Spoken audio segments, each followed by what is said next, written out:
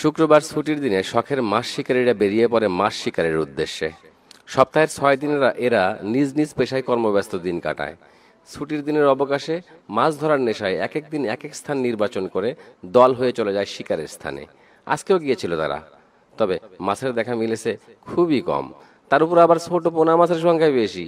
ট্যাংরা, তেলাপিয়া, সরপুঁটি, রুই, এমনকি নিষিদ্ধ পিরানা মাছের দেখা মিলেছে সেখানে। তবে সবই একেবারে যাচ্ছে তাই ছোট সাইজের। এতে তারা মোটেও হতাশ নয়, বরং তাদের এই শিকারের নেশা যে একটু হলেও জল পেল, এতেই প্রশান্তি। আজ তারা কোনো নদী বা বিল এলাকায় যায়নি। কদিন আগের ঘোর বৃষ্টিতে অনেক পুকুর তলিয়ে গিয়ে চাষের মাছ বের হয়ে গেছে খোলা জলে। সেসব মাছকে কবজা করতে গিয়েছিল পুকুর ঘেঁষা জলের কাছে।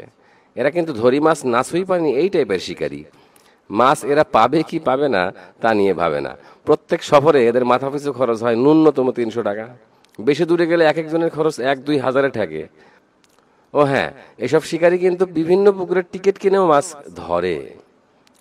আজ এদের সঙ্গী হয়ে এদের ধৈর্যের পাহাড় দেখে আমি যার পর নাই অবাক হয়েছি।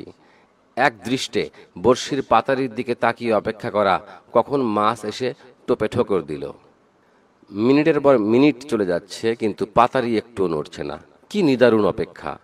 একজন স্ত্রী যেমন স্বামী কখন ফিরবে সেই আশায় অপেক্ষার প্রহর গণে, এই শিকারীরা তার থেকেও বেশি মনোযোগী হয়ে মাছের অপেক্ষা করে।